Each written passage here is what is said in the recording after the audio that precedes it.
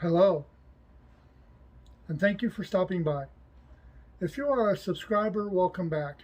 If you are not a subscriber, please hit that subscribe button so you can be notified when new videos arrive. Today I want to talk to you about the difference between rights and privileges. And what is the difference? Is there any difference? Do we care? These are obscure, if not important, questions. Something only an idle thinker would ever spend time to ponder about, let alone write an essay on or do a commentary. Yet, no matter how trivial others may think it, such questions should be asked and receive logical answers as well. To initiate this conversation on two similar yet altogether different concepts, quotations and examples shall be given to distinguish and then explain them. A privilege is a special entitlement granted to a restricted group or person, either by birth or on a conditional basis. And it can be revoked at any time. By contrast, a right is an irrevocable and inherently held by all human beings. It is self-evident and universal under the laws of nature, which means that the majority of the people consider it a right. See, that's the thing between the rights and privileges. If a group of people do not think of it as a right, then it's not a right. Even if it is a right, even if it is a right under the Constitution of the United States, there's going to be people that will not want it to be a right, therefore they will not think of it as a right, and it will eventually become a privilege. Though there is such a thing as legal rights, the focus of this discussion will be upon natural rights, that is, those rights which are inalienable. Now, just because they are inalienable, that does not necessarily mean that they will be upheld as your right. I'm going through a situation where I have the inalienable right to free travel using the mode of transportation of the day. And today, this mode of transportation is an automobile. Although I do believe that it is a right that I have, the court says that it is not a right, that it is a privilege. Why is it a privilege? It is a privilege because, one, the majority of the people do not see it as a right, and two, the states have figured out how to make money off of that. They are not going to allow me to take money out of their pocket by admitting that it is a right. What qualifies as a privilege? In a broad sense, it refers to special powers or immunities held as a consequence of political power, social status, or wealth. While an individual has the right to own and live in a home, a state governor is entitled or given the privilege to live in a specified residence during their term in office. Such an example elevates that person, giving them status and power that others no better or no less do not get to experience unless they are too elected into that particular office. Governor's mansion. A privilege is something a privilege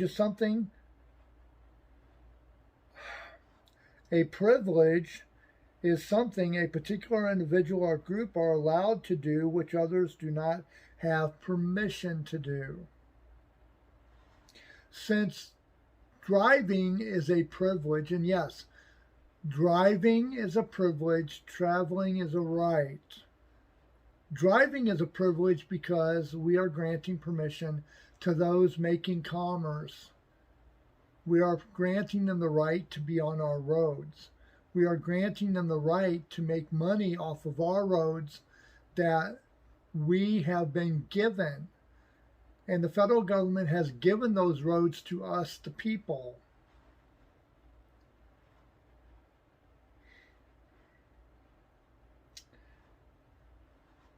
Privileges are prominent everywhere within society. Participation in certain events or functions is meant exclusively for members of those who qualify, such as at golf clubs, places of employment, and business establishments. You have a right to use the bathroom, but you do not have permission to use this bathroom, paying customers only. You have a right to use a bathroom, but when it comes to businesses that own a bathroom and they say privileges, paying customers only, you do not have the right to use that bathroom. Only the paying customers have that right.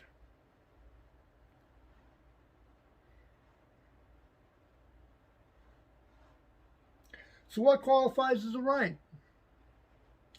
To cite the American Declaration of Independence, all men, meaning all mankind, are created equal, endowed by their Creator with certain inalienable rights, such as life, liberty, and pursuit of happiness.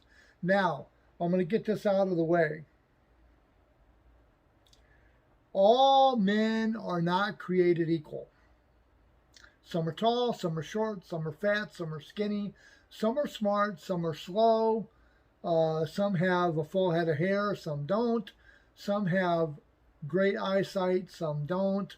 Some can speak, some can't. So in that respect, we are not all created equal. We are all different in that manner of speaking. But as far as being born, unless you're Jesus' mother, you are created the same way pretty much. And I think that's kind of what they meant. They were trying to say that under the law, we should all be treated equal. We are all equal. But they worded it the way they worded it. And I find offense with that because we are not all equal. I mean, I'm not skinny anymore. I'm fat. A friend of mine is ultra skinny. So in that respect, we are not equal. He's not fat and I'm not skinny. It was supposed to be property when they said in the pursuit of happiness. It was supposed to be the pursuit of property, but because they've changed it to take out property, which meant that we have the right to pursue property or to obtain property, that would kind of get future governments into hot water when they want to declare eminent domain. However, there was a conflict of interest during the drafting of the Declaration, eventually with the Constitution, as some held that the slaves were property and therefore men had a right to own other men, while others contested that no man, regardless of color of their skin, should endure what the American Revolution would free the colonies from with regards to Parliament and British Crown. For tyranny and slavery go hand in hand, and it does. John Locke was the first to summarize the three most basics of these natural rights. He stated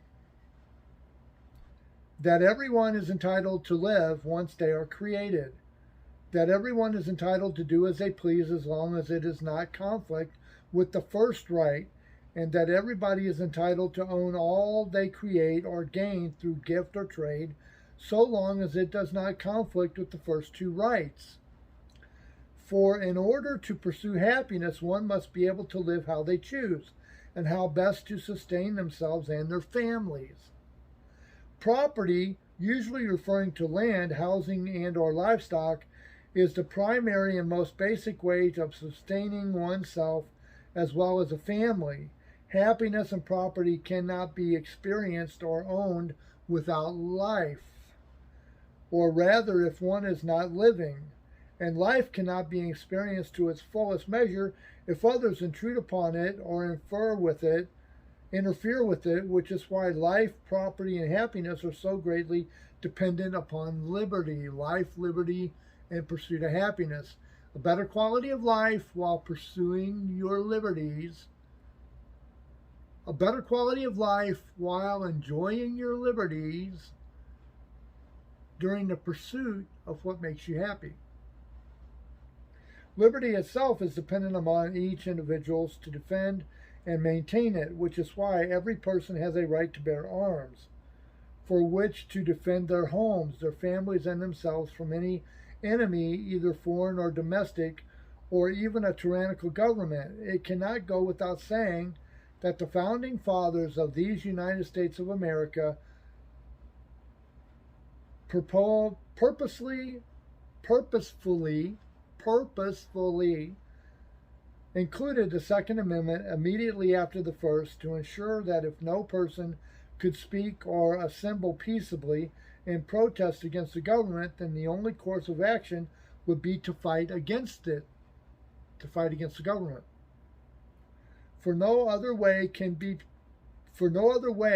any person do anything if they cannot defend themselves when reprimanded by those who persecute them for their thoughts, their words, or their beliefs. Ultimately, a right is the ability to decide for oneself, to make a choice. Exercising a right is always a choice. Now, we can exercise our rights, but the federal government, the court system, and other people within our society can tell us that they don't believe that it is a right, that it is a privilege. So how do we deal with that? Choosing to not exercise it is still a choice. Your rights. A decision based upon thought. That is the core of all inalienable rights. This is what fundamentally distinguishes a right from a privilege, whereas a right is something that cannot be done because it originates commonly within all individuals, whereas a right is something that can be done because it originates commonly within all individuals. A privilege is something that cannot be done without permission.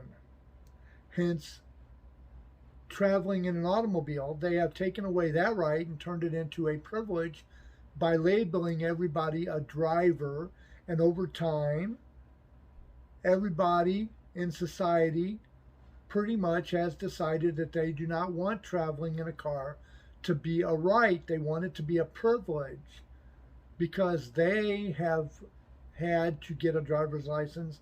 They think everybody else should too.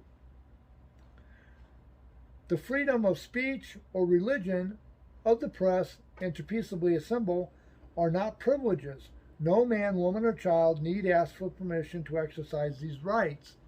But we do, because to hold a rally, we have to get a permit that the city has to give us.